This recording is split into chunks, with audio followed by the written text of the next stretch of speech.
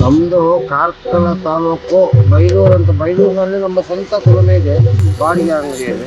ಆದರೆ ಬಾಡಿಗೆ ಅಂಗಡಿಯಲ್ಲಿ ಅಷ್ಟು ಆ ಬಾಡಿಗೆ ಅಂಗಡಿಯದ್ದು ಬೇಕಾದಷ್ಟು ಬೇಡಿಕೆ ಉಂಟು. ಮತ್ತು ನಾನು ಈ ತಿರುಗಾಟ ಮಾಡಲಿಕ್ಕೆ ನಮ್ಮದು ಈ ರೇಡಿಯೋ, ಯಾಕೆ ಈ ರೇಡಿಯೋ ಅಂತ ಹೇಳಿದರೆ ಅದು ಮಂಗಳೂರು ಆಕಾಶವಾಣಿಯಲ್ಲಿ ಒಂದು ಕೃಷಿರಂಗ ಕಾರ್ಯಕ್ರಮ ಬರ್ತದೆ.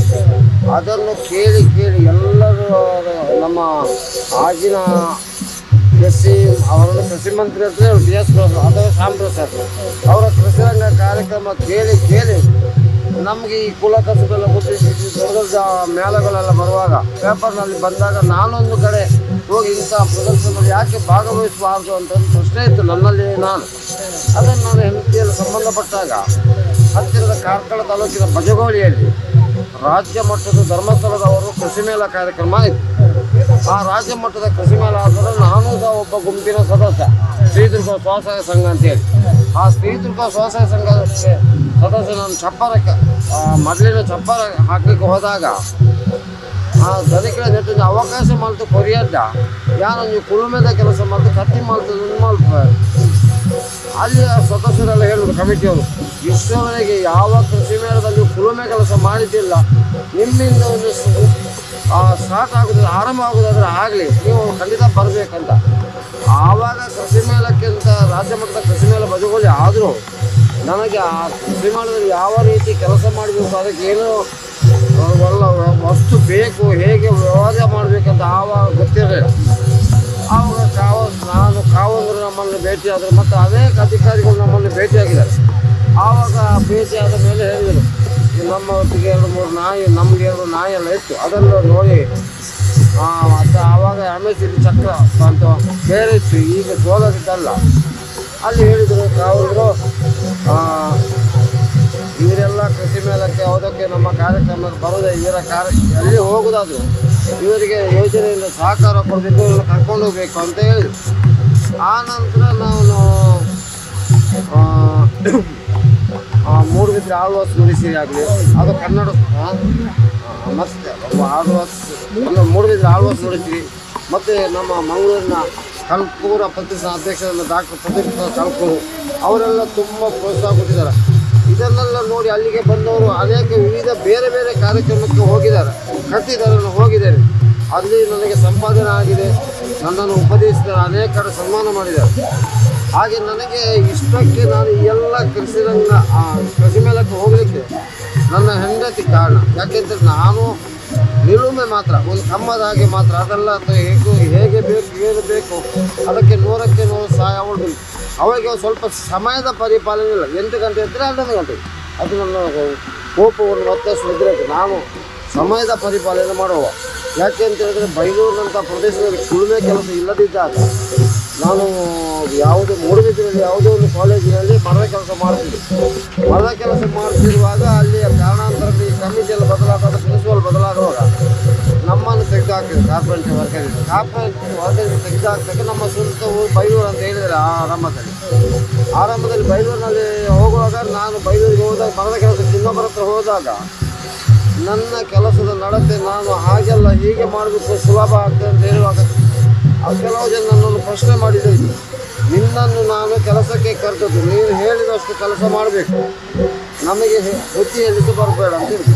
ನಾನು ಯಾಕೆ ಅಂತೇಳಿ ಹೈ ಲೆವೆಲ್ನಲ್ಲಿ ಕೆಲಸ ಮಾಡಿದೆ. ಅಲ್ಲಿ ಸಾಮಾನ್ಯ ತಲೆ ಇದ್ದರೆ ಆಗೋದಿಲ್ಲ, ಮತ್ತು ವಿಶ್ವಕರ್ಮದ ತಲೆ ಉಂಟಲ್ಲ, ಅದು ನಿಮ್ಮ ಯಾವ ಇಂಜಿನಿಯರ್ನಲ್ಲಿ ಇಲ್ಲ. ಅದು ನಾವು ಸರಿ ಇದ್ದರೆ ಯಾವುದೇ ಒಂದು ಇದು ಮಾಡಿ ನಮ್ಮನ್ನು ನಾನು ಹೊಗಳಿಕೊಳ್ಳುವುದಲ್ಲ, ಯಾವುದಕ್ಕೊಂದು ಸ್ಥೂಲವಾದಂಥ ಕಾರಣ ಇದ್ದರೆ ಅದು ವಿಶ್ವಕರ್ಮ ವರ್ಗ ಮಾತ್ರ, ಅದನ್ನು ಉಳಿಸಿಕೊಳ್ಳುವುದು ನಮ್ಮ ಕ್ರಮ. ಹಾಗಾಗಿ ಬೈಲೂರಿನಲ್ಲಿ ಸಾಧಾರಣ 25 ವರ್ಷ ಮತ್ತು ತಿರುಗಾಟ 9 ವರ್ಷ, ಅನೇಕ ಕಡೆ ಇದು ಮಾಡಿದ್ದಾರೆ, ಗೌರವ ಇದು ಮಾಡಿದ್ದಾರೆ.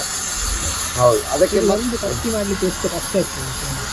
ಅದು ಕಷ್ಟ ಅಂತ ಯಾವ ಕೆಲಸ ಮಾಡಲಿಕ್ಕೂ ಅದು ಕಷ್ಟ ಅಂತ ಹೇಳುವುದಿರುವುದಿಲ್ಲ.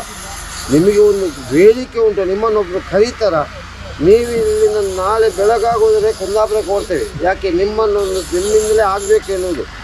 ಹಾಗಾಗಿ ನಮ್ಮನ್ನು ಕರೀತಾರಂತೇಳಿ ಅಲ್ಲಿಂದ ಬೈಲೂರಿನಿಂದ ಇಲ್ಲಿಗೆ ಸಾಧಾರಣ 93 ಕಿಲೋಮೀಟರ್ 92 ಕಿಲೋಮೀಟರ್ ಉಂಟು ಲೆಕ್ಕ ಇತ್ತು. ಅದು ಪುತ್ತೂರು ಕೃಷಿ ಯಂತ್ರ ಮೇಳಕ್ಕೆ ಇದು 3ನೇ ಸಲ ಬರೋದು. ನಾನು 14ಕ್ಕೆ ಬಂದಿದ್ದೇನೆ, 19ಕ್ಕೆ ಬಂದಿದ್ದೇನೆ, 23ಕ್ಕೆ ಬಂದಿದ್ದೇನೆ. ಆದರೆ ನನಗೆ ಬರಬೇಕು ಅಂತ ನಾನು ಭಾಗವಹಿಸಬೇಕಂತ ನಮ್ಮ ಕುಲ ಕಸುಬನ್ನು ಮತ್ತು ಜನ ಪ್ರೋತ್ಸಾಹ ಕೊಡೋದೇ ಭಾರಿ ಇದು ಉಂಟು, ಬೆಂಬಲ ಉಂಟು. ಹಾಗೆ ಮತ್ತು ನಾವು ಮನೆಯವರೆಲ್ಲ ಒಟ್ಟು ಸೇರಿ ಮಾಡೋದು. ನಮ್ಮ ಮಗ ಮಕ್ಕಳು ಈ ಧರ್ಮಸ್ಥಳ ಗ್ರೂಪ್ ಯೋಜನೆಗೆ ಸೇವಾ ಪ್ರತಿನಿಧಿಯಾಗಿ ಹೋಗ್ತಾರೆ. ಸಮಯ ಸಿಕ್ಕಿದಾಗ ನಮ್ಮೊಟ್ಟಿಗೆ ಬೆರೆಯುತ್ತಾರೆ. ಅವರವರ ಉದ್ಯೋಗ ಅಂತ ಬೇಕಲ್ಲ ಕಲ್ಪೋದಕ್ಕೆ. ಹಾಗೆ ಅದು ಎಲ್ಲಿ ಸೇರಿಕೊಂಡು ಇವರೆಲ್ಲ ಕೆಲಸ ಅದು ಇವತ್ತಿಗೆ ಮಾಡಿ ಹಾಗೆ. ಮತ್ತು ಎಷ್ಟು ಕತ್ತಿ ಮಾಡಿದರೂ ಬೇಡಿಕೆ ಉಂಟು ನಮ್ಮದು. ಮತ್ತು ಜನ ಹಾಗೆಲ್ಲ ಹೀಗೆ ಅಂತ ಹೇಳ್ತಾರೆ. ಅದನ್ನು ನಾನು ಅವರಿಗೆ ಉತ್ತರ ಕೊಟ್ಟರೆ ನಾನು ಬೇಸರ ಆಗ್ತದೆ. ಯಾಕೆ ಅಂತೇಳಿ ಧರ್ಮಸ್ಥಳ ಯೋಜನೆ ಅವರನ್ನು ಹೇಳಿದ್ದಾರೆ, 100ಕ್ಕೆ 100 ಉಕ್ಕಿದ್ದೇ ಕತ್ತಿ ಮಾಡೋದು, ಅಂದರೆ ಮಿಲಾವಿದ್ದೇ ಕತ್ತಿ ಹಾಕಬೇಕು. ಜನ ಹೇಳುವವರು ಏನು ಹೇಳೋದು, ಅವರಿಗೆ ಅಪವಾದ ಹೇಳುವವರು ನಮಗೆ ಅಪವಾದ. ನಾವು ನಮ್ಮ ಇದು ಮಾಡಿದ್ದು ನಮಗೆ ಸ್ಪಷ್ಟ ಉತ್ತರ ಕೊಡಲಿಕ್ಕೆ ಗೊತ್ತಿರಬೇಕು. ಎಲ್ಲಿಯೂ ನಾನು ಮೋಸ ವಂಚನೆ ಮಾಡೋದಿಲ್ಲ. ಮತ್ತು ಕಠಿಣ ದುಡಿಮೆಯ ದೇವರು ಅಂತಂದು, ಕಠಿಣ ದುಡಿಮೆಯ ದೇವರು ಅಂದರೆ ಬೆಳಿಗ್ಗೆ ಒಂದು 8 ಗಂಟೆಗೆ ಶುರು ಮಾಡ್ತೇವೆ ಸ್ವಾಮಿ. 8 ಗಂಟೆಗೆ ಶುರು ಮಾಡಿದ್ರೆ ರಾತ್ರಿ 11 ಗಂಟೆ 10 ಗಂಟೆ 9ವರೆ, ಈಗ 10 ಗಂಟೆ 9ವರೆಗೆ ಮಾಡ್ತೇವೆ ನಾನು. ಮತ್ತು ಹೆಂಡತಿ ಮಕ್ಕಳು ಊಟ ಎಲ್ಲ ತರುವಾಗ 11 ಗಂಟೆ, ಆ ನಂತರ ರಾತ್ರಿ 11 ಗಂಟೆ. ಯಾಕೆಂದರೆ ಇವತ್ತು ಪಿಕ್ಕಾಸು ಚೇರಿ ನಮ್ಮ ಕುಲುಮೆಯಲ್ಲಿ ಬೈಲೂರಿನಲ್ಲಿ ಬಂದಾಗ ಅದು ನಾಳೆ ಬೆಳಿಗ್ಗೆ ಆಗಲೇಬೇಕು ಮೇಸಿಯವರಿಗೆ. ಕತ್ತಿಯನ್ನು ಮಾಡುವುದು ಹೇಗೆ ಅಂತ ಹೇಳಿದರೆ, ಈಗ ನೀವು ಒಬ್ಬ ಟೈಲರ್ ಹತ್ರ ಬಟ್ಟೆ ಕೊಡ್ತೀರಲ್ಲ, ಆ ಬಟ್ಟೆಯಲ್ಲಿ ಹೇಗೆ ಅವರು ಕತ್ತರಿಸಿ ಮಾಡ್ತಾರೆ ಎನ್ನುವುದು ನಿಮಗೆ ಗೊತ್ತಿಲ್ಲ. ನಿಮಗೆ ಬೇಕಾದಾಗ ಕತ್ತಿ ಬಟ್ಟೆ ಆದರೆ ಸರಿ.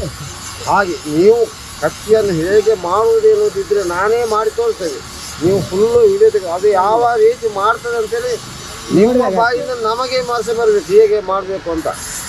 ಯಾಕೆಂದರೆ ಮಾಡುವುದು ನಮಗೆ ಒಂದು ಇಷ್ಟು ದೊಡ್ಡ ಸೈಜ್ಗಳು ಬೇಕಾದರೆ ಬಂಡೆಯನ್ನು ಹೊತ್ತುಕೊಂಡು ಬರಲಿಕ್ಕೆ ಆಗೋದಿಲ್ಲ. ಅದು ಇಂಥದ್ದೇ ಪ್ರಮಾದ. ಹುಲ್ಲಿನ ಕತ್ತಿ ಬೇರೆ, ಕಟ್ಟಿ ಕಡಿಯುವ ಕತ್ತಿ ಬೇರೆ, ಬಂಡೆ ಕತ್ತಿ ಬೇರೆ. ಈ ತೆಂಗಿನ ಮರ ಎಲ್ಲ ಅರ್ಧ ಕಡಿತಾರಲ್ಲ ಅದಕ್ಕೆ ಕತ್ತಿ ಬೇರೆ ಬೇರೆ ಉಂಟು. ಕೊಡಲಿ, ಸೇನ, ಪಿಕ್ಕಾಸಿ ಮತ್ತು ಮಚ್ಚು, ಈ ಮೇಸೆ ಹೌದು ಬೇರೆ ಬೇರೆ ಉಂಟು. ಮತ್ತು ಈ ಕಾಲದಲ್ಲಿ ಈ ಒಂದು ಮಿಷನರಿ ಬಂದಿದೆ ಮರ ಕೊಯ್ಯುವಂಥದ್ದು. ಆ ಮಿಷನರಿ ಬಂದದಲ್ಲಿ ಕೆಲವೊಂದು ಕಡೆ ನಮ್ಮ ದೊಡ್ಡ ಕತ್ತಿಗೆ ಅಷ್ಟೇನು ಬೇಡಿಕೆ ಇಲ್ಲ. ಕೆಲವು ನಮ್ಮ ಈ ಕೊರೋನಾ ಬಂದ ಮೇಲೆ ಹೈನುಗಾರಿಕೆ ತುಂಬ ಪ್ರೋತ್ಸಾಹ ಕೊಟ್ಟಿದ್ದಾರೆ ಜನ. ಅವರವರ ಭೂಮಿಯನ್ನು ಅಳತೆ ಮಾಡಿ ಈಗ ಹೈನುಗಾರಿಕೆ ಆಗಲಿ ಬೇಸಾಯ ಎಲ್ಲ ಮಾಡ್ತಾರೆ. ಆ ನಂತರ 3 ವರ್ಷದಿಂದ ನಮಗೆ ಪುನಃ ಬೇಡಿಕೆ ಉಂಟು. ಯಾವುದಕ್ಕೆ? ಕತ್ತಿ ಮಾಡುವುದಕ್ಕೆ, ಹಾರೆ ಬೇಕಾಗಿ ತುಂಬ ಹೇಳಿದಷ್ಟು ಮಾಡಿಕೊಡ್ಲಿಕ್ಕೆ ಆಗೋದಿಲ್ಲ. ಯಾಕೆಂದರೆ ಅದು ನಮ್ಮದು ಆ ವಸ್ತು ಉಂಟಲ್ಲ ಅಷ್ಟು ಕರೆಕ್ಟಾಗಿದೆ. ಹೌದು, ನಾನು ಎಲ್ಲಿಯೂ ಮೋಸದೋಗಿ ಮಾಡುವಾಗ ಒಂದು ಪಕ್ಷ ನಮ್ಮಲ್ಲಿ ತಗೊಂಡದ್ದು ನಿಮ್ಮ ಕೈಯಲ್ಲಿ ತುಂಡಾಗಿ ಹೋದರೆ ಆ 2 ಪೀಸನ್ನು ನೀವು ನನಗೆ ತಂದು ಕೊಟ್ಟರೆ ಈ ಸ್ಟಾಲ್ನಲ್ಲಿ ಕಟ್ಟಾದರೆ ಇನ್ನೊಂದು ಸ್ಟಾಲ್ನಲ್ಲಿ ನಾನು ಇದ್ದೇನಂತ ನೀವು 2 ಪೀಸ್ ತಂದರೆ ನಾನು ನಿಮಗೆ ಅದಕ್ಕಿಂತ ಸ್ವಲ್ಪ ಬಲದ ಕತ್ತಿ ಕೊಡ್ತೇನೆ ನಾನು. ಯಾಕೆ ನೀವು ಕೊಟ್ಟದ್ದು ಹಣವೇ, ನೀವು ಎಷ್ಟು ಕಷ್ಟಪಟ್ಟು ಕೊಟ್ಟಿದ್ರೆ ನನಗೆ ಗೊತ್ತಿಲ್ಲಲ್ಲ, ವಾದ ಮಾಡಲಿಕ್ಕೆಲ್ಲ.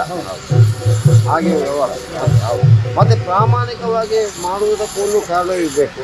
ನೀವಾಗಲಿ ನಾವಾಗಲಿ ನಮ್ಮದು ಕೊಟ್ಟ ಮಾತನ್ನು ನಾವು ನಾಳೆ ಕೊಡ್ತೇವೆ ಅಂತ ಕೊಡಬೇಕು. ಮತ್ತು ನಮಗೆ ಯಾವುದೇ ದುರಭ್ಯಾಸ ನಾವು ಕುಡಿಬಾರ್ದು. ದುರಭ್ಯಾಸ ಇದ್ದರೆ ನಮ್ಮನ್ನು ಆಚೆ ಈಚೆ ಇದ್ದ ಅಭ್ಯಾಸ ಹಾಳು ಮಾಡ್ತದೆ. ಹಾಗೆ ವೀಳ್ಯದೆಲ್ಲ ನಾನು ತಿಂತೇನೆ, ತಂಬಾಕು ಸೇವಿಸೋದಿಲ್ಲ, ತಂಬಾಕೆಲ್ಲ ಉಪಯೋಗ ಮಾಡೋದಿಲ್ಲ. ಹಾಗಾಗಿ ಹೇಳಿದ ಸಮಯಕ್ಕೆ ಕೊಟ್ಟರೆ ನಮಗೂ ಅನುಕೂಲ ಆಗ್ತದೆ. ನಮ್ಮದು ಇವತ್ತೆಲ್ಲ ನಾಳೆ ಮಾಡಲಿಕ್ಕೆ ಸಂಪಾದನೆ